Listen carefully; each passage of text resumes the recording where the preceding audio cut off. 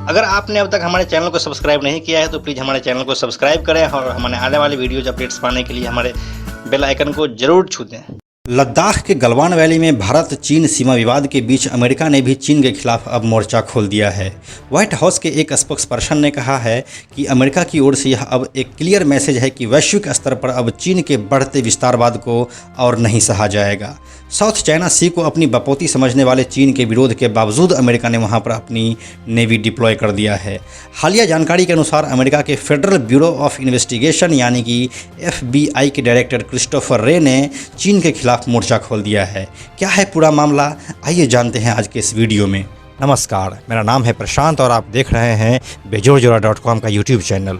अमेरिकी सुरक्षा agency FBI के निदेशक क्रिस्टोफर रे ने चीन पर गंभीर आरोप लगाते हुए कहा कि चीन अब अमेरिका के आर्थिक और राष्ट्रीय सुरक्षा के लिए खतरा बनता जा रहा है। उन्होंने कहा कि चीन आर्थिक और राष्ट्रीय सुरक्षा को लेकर जासूसी करता है, जो अमेरिका के लिए बड़ा खतरा है। उन्होंने कहा कि चीन किसी भी तरह से दुनिया की अकेली महाशक्ति बनना चाहता है। क्रिस्टोफर रे ने कहा कि चीन सरकार की जासूसी और सूचनाओं की चोरी अमेरिका के भविष्य के लिए अब तक का लंबी अवधि का सबसे बड़ा खतरा है।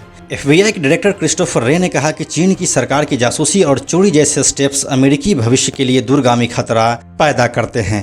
वाशिंगटन में हडसन इंस्टीट्यूट में FBI के डायरेक्टर क्रिस्टोफर रे ने यह बातें मंगलवार 7 जुलाई 2020 को कहीं। उन्होंने कहा कि चीन ने विदेशों में रह रहे चीनी नागरिकों को स्वदेश लौटने के लिए धमकाना शुरू कर दिया है। चीन अमेरिका की कोरोना वायरस रिसर्च को भी प्रभावित करने की कोशिश कर रहा है। उन्होंने कहा कि चीन किसी भी तरह से दुनिया का सुपर पावर बनने के लिए कोशिशें कर रहा है।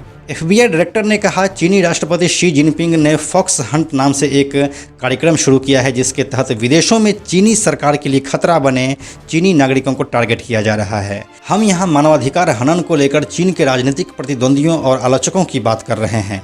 चीन की सरकार उन पर वापसी के लिए दबाव डालना चाहती है और इसके लिए चीन की चालबाजियाँ हैरान करने वाली है।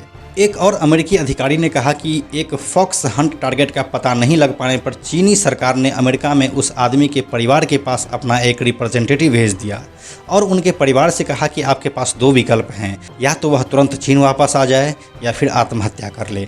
और यह सिर्फ अमेरिका में रह रहे चीनी नागरिकों के साथ ही नहीं हो रहा है, बल्कि दुनिया भर के तमाम देशों में रह रहे चीनी नागरिकों पर चीनी सरकार की नज़र है। चीन के बाहर रह रहे जो चीनी नागरिक जरा सा भी चीन के लिए खतरा बनता हुआ दिखाई देता है, उनके साथ चीनी सरकार सख्ती से पेश आती है और मानवाधिकार का यही उल्लंघन अमेरिका की आंखों में चुभ रहा है, जो कि सही भी है। लेकिन चीन में मानवाधिकार के उल्लंघन पर कोई सवाल नहीं पूछता। उइघर मुसलमानों की चीन में क्या स्थिति है, यह तो आप जानते ही होंगे। FBI डायरेक्टर क्रिस्टोफर रे ने अपने करीब 1 घंटे के भाषण में अमेरिका की नीतियों को प्रभावित करने के लिए चीन की ओर से हो रहे दखल, आर्थिक जासूसी, डेटा चोरी, गैर कानूनी राजनीतिक गतिविधियां, घूस और ब्लैकमेलिंग समेत तमाम बातों का जिक्र किया। उन्होंने गंभीर आरोप लगाते हुए कहा कि आर्थिक और राष्ट्रीय सुरक्षा को लेकर चीन जासूसी करता है, जो अमेरिका के लिए बड़ा खतरा है। अमेरिका में फिलहाल करीब 5000 काउंटर इंटेलिजेंस के मामले हैं, जिनमें से आधे चीन से ही जुड़े हुए हैं। अब तो हालात यह हो गई है कि FBI हर 10 घंटे में चीन संबंधी एक नया मामला देख रही है। क्रिस्टोफर रे ने आगे कहा, इस वक्त चीन अमेरिकी स्वास्थ्य संगठनों, दवा कंपनियों और आवश्यक कोविड-19 रिसर्च का संचालन करने वाले शैक्षणिक संस्थानों से समझौता करने के लिए काम कर रहा है। उन्होंने कहा कि चीन से काउंटर इंटेलिजेंस और आर्थिक तौर पर उसका जासूसी करना अमेरिका की सूचना, सुरक्षा और आर्थिक क्षेत्र के लिए बड़ा खतरा है। रे ने कहा, यदि आप एक अमेरिकी व्यक्ति हैं तो इस बात की पूरी संभावना है कि चीन ने आपका व्यक्तिगत डेटा चुरा लिया है। यह आरोप वाकई ही बहुत संगीन है।